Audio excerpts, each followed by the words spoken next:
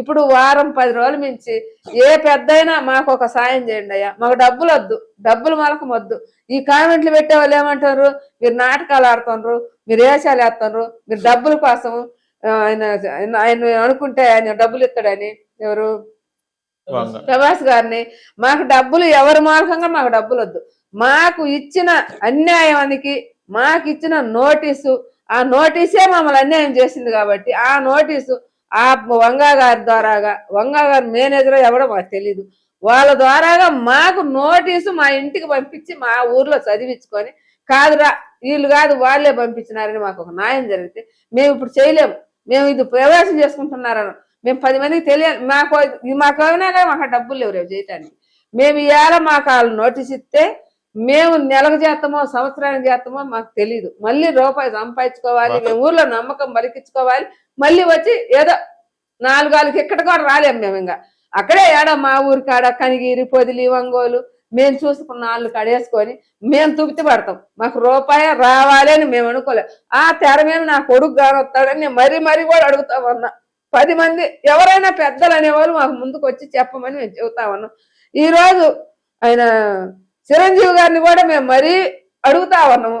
ఆయన కూడా పెద్దనంట, అన్ని సినిమాలకు మొత్తానికి పెద్దని అందరూ అంటారు. మాకైతే పెద్దవాళ్ళని కనపంచలేదు. మా కాడికి ఎవరు వచ్చి వాళ్ళు చెబుతారో వాళ్ళే మాకు పెద్దవాళ్ళు. మేము దిక్కులేని ఇది అయిపోయినాము. మా సాగు కారణం కూడా అయ్యో అట్లా ఇన్ని రోజులు చెప్పాలి. వద్దు వద్దు అమ్మ ఏడోకట్లా సాగు ఉండి పోరాడాలి. ఇంకేం పోరాడే, మాకు ఇల్లు లేవు, వాకిలు లేదు, బజాట్లు అయిపోయినాము. ఇప్పుడు వాటిలో ఎక్కడ అడవిలో కొండలు ఎవరైనా ఫోన్ చేసి కనుక్కోండి, పలానా నరసమ్మ గారు సినిమా చేశారు, వాళ్ళ ఆస్తులు అమ్ముకొని రా, లేకపోతే దొంగలకు వచ్చుకొని రా, లేకపోతే ఇంకోటి చేసినరా, లేకపోతే నన్ను అన్యాయం చేసి చేసినరా అని అడుగు కనుక్కోండి. మేము ఇక్కడే ఉంటాం. కనుక్కొని వాళ్ళు ఇప్పుడు ఏడనరు, ఒక అడవిలో ఉండరా ఊర్లో ఉండరా అని కూడా కనుక్కోండి. మమ్మల్ని ఎందుకు ఇట్లా చేయటం, మమ్మల్ని చాలా ఇబ్బంది పెట్టిరు. మమ్మల్ని ఇబ్బంది పెట్టిన వాళ్ళందరికి కూడా చాలా ఇబ్బందులు జరుగుతాయి కూడా నేనే చెప్పుకుంటున్నా. వద్దమ్మా వద్దు. ఏమన్నా నాకు న్యాయం చేయమన్నా, ఎవరు న్యాయం చేయలే. నాకు అంత కడుపులో బాధ వచ్చేది. తప్పే లేదు, చిన్నోళ్ళు సినిమా చేయకూడదు అని ఎక్కడ ఉందా? ఎందుకు చేద్దాం, అందరు చిన్నవాళ్ళే కదా, అందరు చిన్న నుంచి పైకి వచ్చిన. ఇప్పుడు సేద్యం చేసే వాళ్ళు సినిమా చేసుకోకూడదా, అడక్క సినిమా చేసుకోకూడదా, ఏమి పనికి పోయిన వాళ్ళు అలా సినిమా చేసుకోవచ్చా? ఏ ఒక పని అయినా చేయొచ్చు కదా. ఏం పని చేయకుంటే ఎట్టొద్దా వీళ్ళకి బువా? వీళ్ళందరూ పెద్దోళ్ళు అయ్యి చేసినారా? ఈ పెద్దోళ్ళే ఈ రోజు పెద్దోళ్ళు అయినరు. పెద్దోళ్ళు అయినారని చిన్న వాళ్ళందరిని అడుగు తొక్కుతారా? ఎవరు సినిమా చేసుకున్నా, ఎవరు ఇంకో పని చేసుకున్నా, ఏదైనా 10 ఇప్పుడు పెద్దోళ్ళు బూయ తింటున్నారు, చిన్నోళ్ళు బూయ తింటారు, అడుక్కునే వాళ్ళం కూడా బూయ తినాలి కదా. నువ్వెందుకు తిన్నావా బూ అంటే దానికి సమాధానం ఏమిటదమ్మా చెప్పు? పెద్దోళ్ళే ఉన్నోళ్ళే కోట్లు ఉన్నోళ్ళే సినిమా చేయాలని ఏమైనా రూల్ ఉందా? లేదు. మేమెవరిని అడగలే, ఎవరికన్నా దొంగలు. మా కష్టం తర్వాత మేము చేసుకున్నప్పుడు మాకెందుక ఈ అడ్డంకి రావటం? మేము ఆ నోటీసు మాకు ఇవ్వమని మేము మరీ అడుగుతా ఉన్నాం. కానీ అమ్మా మీరు ఏదైనా పోరాటం చనిపోవడం మాత్రం ఇవన్నీ వద్దమ్మా, వద్దు. మేము బతికే మార్గం లేదు అయ్యా.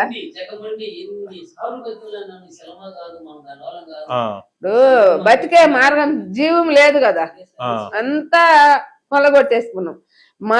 మేమున్న వెనక ఆస్తులు ఉన్నో లేరు, మా పెద్దలు సంపాదించిన ఆస్తులు. మేం కష్టపడ్డ రూపాయలు పోరాడండి కానీ చావులే వద్దాం, ప్రాణం పోతే రాదు కదమ్మా. ఇదేం చెప్పమయ్యా, వాళ్ళ పుణ్యం అనుకోవటం. ఇంకా ఎవరైనా అనుకుంటారు. కానీ నువ్వు మరీ పాపం ఊర్లన్నా వదులుకుంటా అంటున్నావు సినిమాని. అంతే, ఎక్కడ మేము ఆడించుకోలేము. ఎందుకంటే ఇప్పుడు చేసుకోవాలనుకున్నప్పుడే మమ్మల్ని ఇబ్బంది పెట్టింది కాబట్టి మాకు ఆ నోటీస్. పైసలు రావాలి కదమ్మా మీకు కూడా పాపము. రాకపోయినా ఇబ్బంది లేదు, మేము ఇంకొక ఊరు అడుక్కొనే బతుకుతాం. మాకెందుకంటే ఆ సినిమాకు వాళ్ళు పంపించి మా ఊర్లో పరువు తీసి ఇరువు తీసి మొత్తం మమ్మల్ని బజాట్లో కడిగి కుంకుడు గారు పెట్టి కడిగి పోసినట్టు పోసారు కాబట్టి మాకు ఒక్క ఆ నోటీస్ ద్వారాగా నోటీసు వాళ్ళదే సినిమా. ఏమని ఉంది నోటీస్ లో? అంటే ఏమంటున్నారట? ఇస్తే ఏం చేస్తా, శిక్ష ఏమని ఉందా? ఎక్కడైనా సినిమా గురించి పోస్టర్ కానీ ఏమొచ్చినా బయటికి అటెండెన్స్ ఏరియా తీసుకుంటామని చెప్పి ఉన్నా. అదే ఏం చేస్తా, జైల్లో ఎత్తారా? ఇబ్బంది లేదు. అరే మీరు సినిమా తీయడం తప్ప జైలు అనుకో సంతోషం ఉంటుంది దానికి అంతగా మిషన్ వాళ్ళకి ఏది లేదు జైల్లో వేసిరనుకో వాళ్ళ పుణ్యమంతా పోయి ఆడ కూర్చోటం ఊరికి కూడా బాము ఇంకా మాకు ఆడ జైల్లో ఉంటే మమ్మల్ని ఎవరు ఎగతాలు చేస్తారు? మమ్మల్ని ఎవరు ఏం చేయరుగా, ఏదో వాళ్ళు ఒక ముద్ద పెడితే ఉంటాం అక్కడ. మీ ఊరలందరూ ఎగతాళి చేస్తారు. చిన్న ఎగతాలు కదా, మా ముందు ఆ ఎగతాలకు తట్టుకోలేక నా మాట అనుకుంటే బాధ వచ్చింది. ఆ ఆస్తులు పోయింది కూడా నేను అనుకోలే. నేను ఈ రోజు ఆ ఊర్లో పోయి తలకాయ ఎత్తి ఎట్ట చూడాలి, ఎంత కష్టం అవుతుంది మాకు. మేము పిల్లోడు పోయి కూడా బాధపడి కూడా మళ్ళీ ఇంత దూరం వచ్చినాం. మళ్ళీ ఇంత దూరం వచ్చినప్పుడు మళ్ళీ కూడా మాకు మా పిల్లోడు చచ్చిపోయిన కంటే ఎక్కువ బాధ వచ్చేసింది మాకు. ఇప్పుడు ఊర్లోకి పోయి ఇప్పుడు నువ్వైనా పోగలదు, ఏదన్నా తప్పు జరిగితే పోలేం కదా. ఇప్పుడు 10 మందికి డబ్బులు ఇచ్చేదన్నా ఇంకా పోలేము. మేము అందరికి డబ్బులు ఇవ్వాలి, మళ్ళీ మేము చేసుకున్న సినిమా ఇటు చేసిండ్రు. ముందు ఎగతాళికి ఎడదట్టుకొని మురలే మేము మొహం ఎత్తి చూడాలి. కాదమ్మా, నువ్వు అప్పుడు ధైర్యంతో తీసినావు కదా సినిమా, ఏమైనా కానీ ఇప్పుడు ఏమనిపిస్తుంది నీకు? ఇప్పుడు ఏమనిపిస్తుంది, చచ్చిపోవాలనిపిస్తుంది అంతే. ఇంకేమనిపించలే నాకు. ఇంకేమి ఎందుకు ఊర్లే పోలేను, నేను పోలేను. ఎందుకంటే ఈ వంగ గారు వాళ్ళ మేనేజర్ గారు నా ఇంటికి పంపించి మా ఎందుకు మా భేదవాళ్ళని ఇంత అల్లరి చేశారు కాబట్టి ఇంక మేము ఇంటికి పోయి ఏం చేసాము, ఏం చేయలేము కూడా. వాళ్ళకి ఏనా దయదలిచి వాళ్ళు ఇంత బాధపడుతుండ్రు. సరే మనం ఏదో పొరపాటుకి ఇచ్చినమనో వాళ్ళకి తెలిసి ఇచ్చినమో తెలియక ఇచ్చినమో అని చెప్పి ఈ సినిమా మాది కాదు, ఆమెదే. రైతు నరసమ్మ గారు, ఆమె చాలా బాధపడుతుంది, ఏడుతుంది.